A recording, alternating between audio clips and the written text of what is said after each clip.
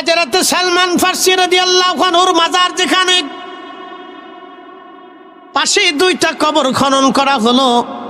একটা কবর হবে সাহাবী রাসূল হযরত হুযায়ফা রাদিয়াল্লাহু আনহুর, আর একটা কবর হবে হযরত আব্দুল্লাহ আনসারী রাদিয়াল্লাহু আনহু। দুইজনের কবর সালমান ফারসি রাদিয়াল্লাহু আনহুর মাকবারার পরে ওনার রওজার পাশেই করা হবে। সালমান ফারসি উনি ইরান দেশের মানুষ ছিলেন, 250 বছর পর্যন্ত পৃথিবীতে বেঁচে ছিলেন। তিনি সাহাবী রাসূল ইন্তেকাল করার আগে উনি ইরাকের গভর্নর ছিলেন।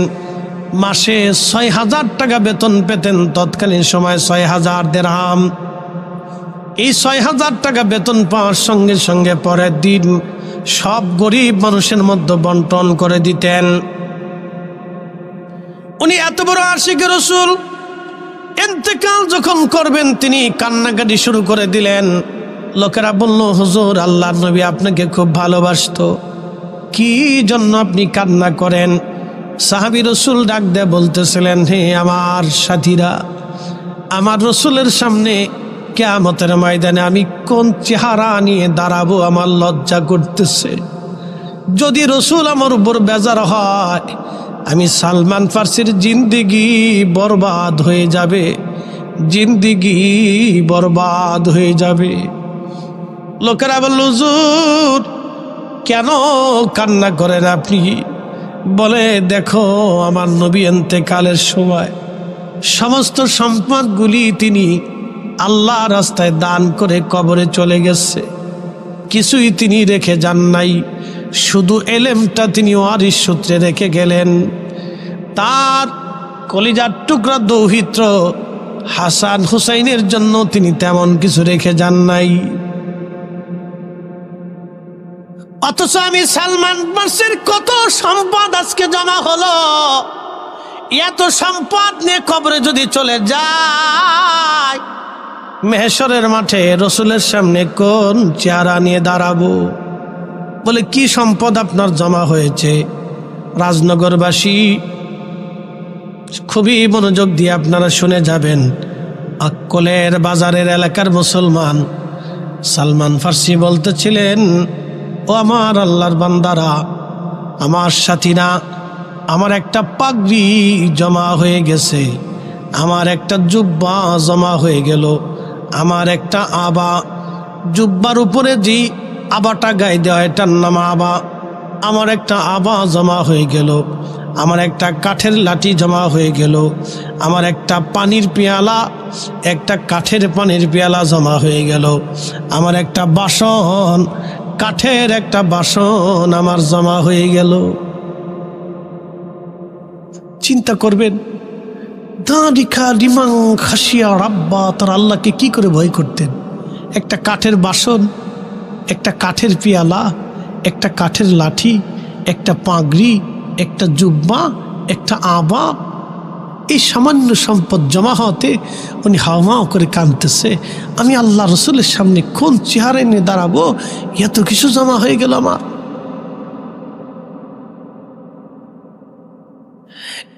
সাহাবীরা, আমি সালমানের ইন্তেকালের পরে জুব্বা দিয়ে, আবা দিয়ে, আমার কাফনের কাপড় বানানোর পরে যা থাকবে রে, সব কিছু তোমরা গরিব মানুষের মাঝে দান করে দিবা। সাবধান, একটা সম্পদ সালমানের জন্য জমা রেখে দিবা না, সব আল্লাহ রাস্তায় তোমরা দান করে দিবা। ওনার মাজারের পাশে দুইটা কবর খনন করা হলো, একটা কবর হুযায়ফা আর একটা কবর আব্দুল্লাহ আনসারী রাদিয়াল্লাহু আনহুমা। লক্ষ লক্ষ হাজি, লক্ষ লক্ষ ইরাকবাসী, লক্ষ লক্ষ মুসলমান আজ আসছি। 1350 বছর পর্যন্ত কবরের ভিতরে কি করে একটা মানুষের দেহ অক্ষত থাকে? একসাথে বলবেন আল্লাহু আকবার। না না হয় না, আরো জোরে বলেন, আরো জোরে। 1350 বছর পরে কবরের ভিতরে মানুষের দেহ কি করে অক্ষত হয়? অথচ বিজ্ঞান বলল মাত্র 2 মাসের মধ্যে মানুষের শরীরের গোশতগুলি মাটির সাথে মিশে যাবে। হাড্ডিগুলি 1 বছরে মাটির সাথে মিশে যাবে, কিন্তু 1350 বছর পার আজ হয়ে গেল। বাদশাহ ফয়সাল নুরি আল মালিকি গ্রান্ড মুফতি উলামায়ে কেরাম মন্ত্রী পরিষদ নিয়া সুধীজন নিয়া সর্বপ্রথম তারা হযরতে হুযায়ফা রাদিয়াল্লাহু আনহুর মাজারে গেলেন। উপর থেকে ধীরে ধীরে ধীরে ধীরে মাটি সরাইতে লাগলেন। যদি কোদালের দাগ একবার কোপ একবার যদি শরীরে বসে সর্বনাশ হবে। ধীরে ধীরে মাটি সরাইতে লাগলেন। উপর থেকে মাটি সরাইয়া একবারে সম্পূর্ণ মাটি সরানোর পরে মুসলমানরা দেখে কবরের ভিতরে 1350 বছর আগে হযরত হুযায়ফা রাদিয়াল্লাহু আনহুকে যেইভাবে দাফন করা হয়েছিল তার কাফনের কাপড়টাও মাটিতে ধরে না। না না, আরো জোরে হাত উঁচা করে বলেন আল্লাহু আকবার। আল্লাহু আকবার। আল্লাহ আছে, আল্লাহ আছে, আছে আখিরাত আছে, আছে ফেরেশতা আছে, আছে দিন আছে, আছে কবর আছে, আছে জান্নাত আছে, আছে জাহান্নাম আছে, আছে হাশরের বিচার বসবে, আছে ফেরেশতা আছে, আছে মুনকার নাকির কিরামান কাতিবিন নবীরা ছিল। আহা, এটাই আমাদের ঈমান। কথা বলেন ঠিক না বেঠে?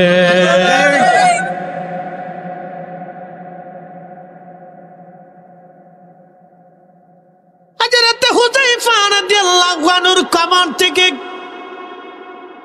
ক্রেন দিয়ে মাটি সহ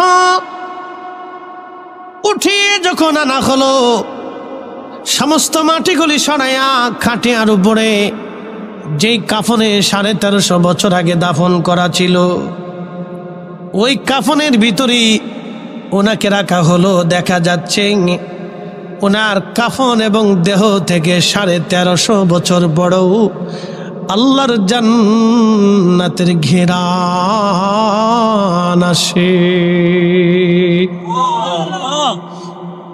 যদি মনে করেন কি করে সম্ভব, বাস্তবতা থেকে একটা প্রমাণ আজ দিয়ে যাচ্ছি। আমি নিজে তার সাক্ষী। ওই মালিকের হাতে জীবন, ওই মালিকের হাতে আমার মরণ। এবছরে হজ শেষ করে মদিনায় সময় মাত্র 8 দিন, 5-8 40 ওয়াক্ত নামাজ। মদিনাতে 40 ওয়াক্ত নামাজ হাজিরা পড়ার চেষ্টা করেন।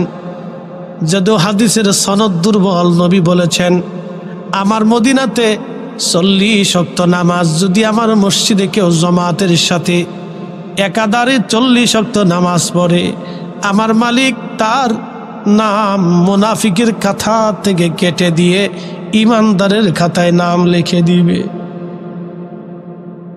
হাদিস দুর্বল কিন্তু কথা সত্য। খুব মনোযোগ দিয়ে শেষের দিন, তার আগের দিন আমার মনটা বারবার কাঁদতেছিল আমি উহুদে যাব, যেখানে আমার রাসূল বিশ্রাম করেছিলেন। উহুদে দন্ত মোবারক শহীদ হয়েছিল। ওইখানটা যাওয়ার জন্য দিনের ভাগে গেলাম।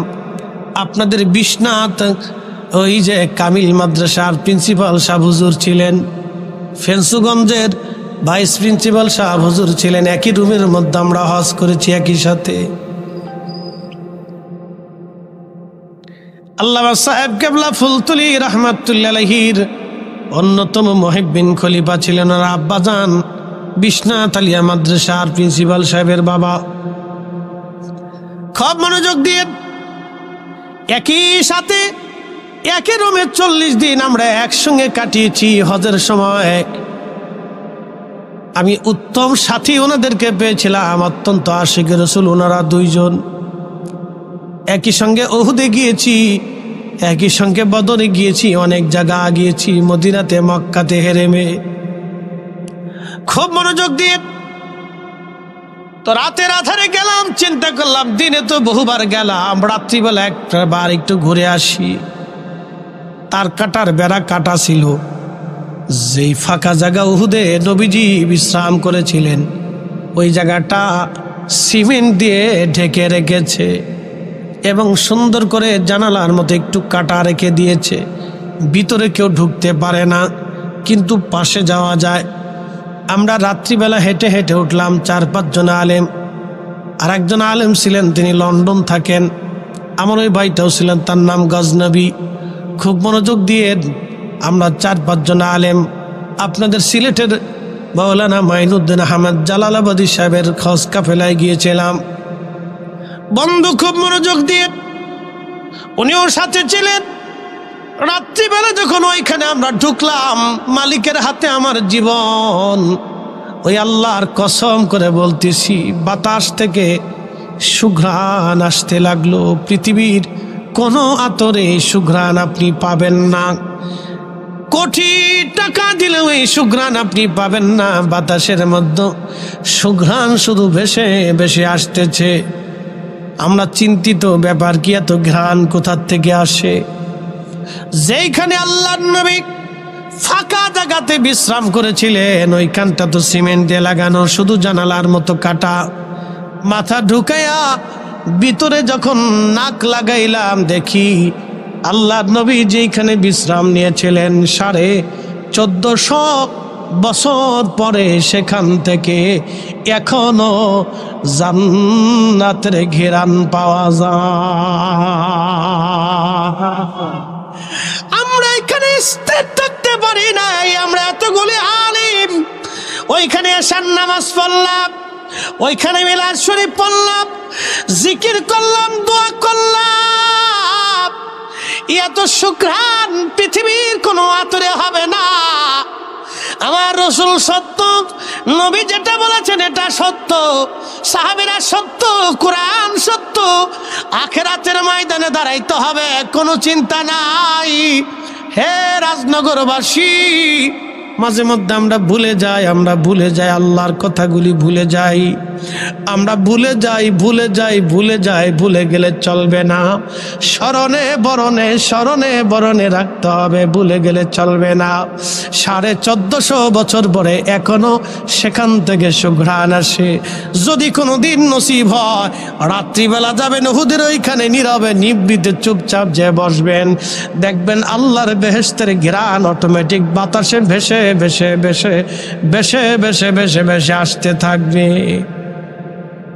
এখনো আছে। আল্লাহু আকবার। আপনার শরীর স্থির থাকতে পারবেন না ততক্ষণ, এত সুন্দর ঘ্রাণ আসে বাতাসে। আর রাতের যারা মদিনাতে গেছেন, মদিনার আবহাওয়া তো অত্যন্ত চমৎকার।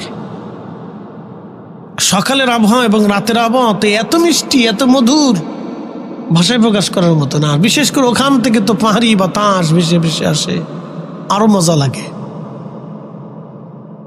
তো ওইখান থেকে বাতাসের মাধ্যমে ঘ্রাণ ভেসে ভেসে আসতেছে, আর নাক লাগাই দেখি ভিতর থেকে এত সুন্দর ঘ্রাণ আসতেছে। আল্লাহু আকবার। যত সময় বসেছিলাম তত সময় ঘ্রাণ পেয়েছি, একটা সেকেন্ডের জন্য ঘ্রাণ বন্ধ হয় নাই। 1450 বছর পরেও আল্লাহর নবীর সুঘ্রাণ পাওয়া যায়। একসাথে বলা যাবে আল্লাহু আকবার। রাসূল আছে, কথা বলেন, আছে।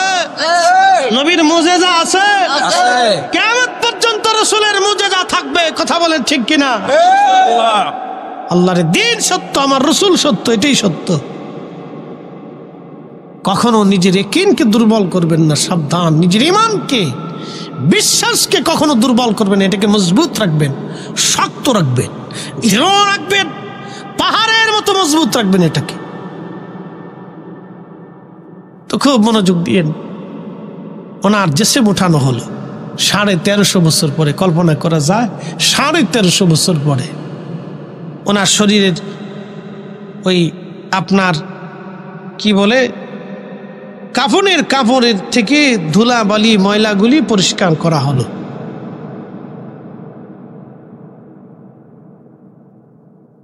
বিজ্ঞানীরা আসছে, বড় বড় ডাক্তার এবং ডক্টর যারা ছিল তারাও আসছে।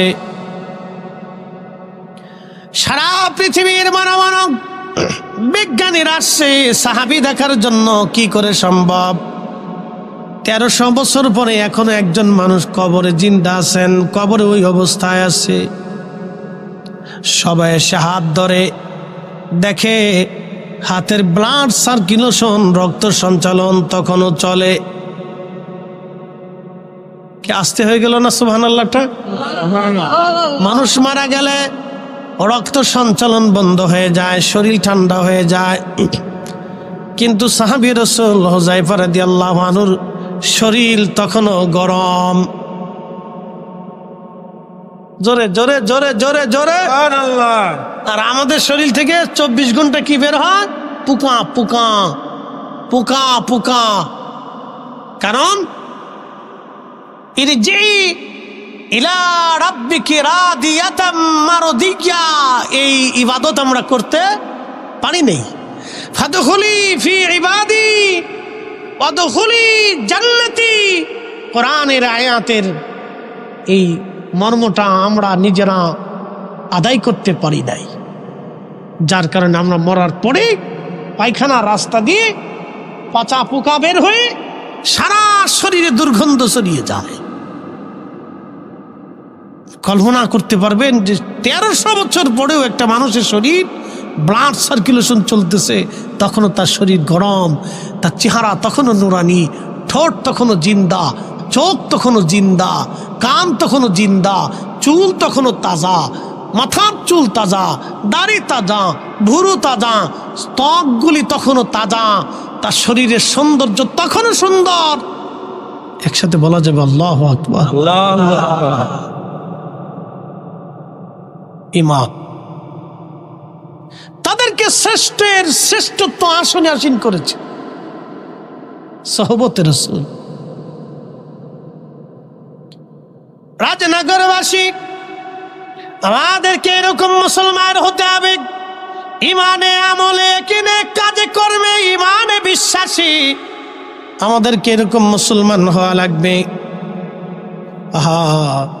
হযরত হুযায়ফাকে উঠানোর পরে আব্দুল্লাহ আনসারী রাদিয়াল্লাহু আনহুর কবর সরানোর পরে দেখা গেল ঠিক সাহাবী রাসূল হুযায়ফা যেমন আব্দুল্লাহ আনসারীর কবরের মধ্যে তিনিও তেমন, বিন্দু পরিমাণেও চেহারা নষ্ট হয় নাই, চুল পড়ে যায় নাই, কাফনের কাপড় নষ্ট হয় নাই, দুইজন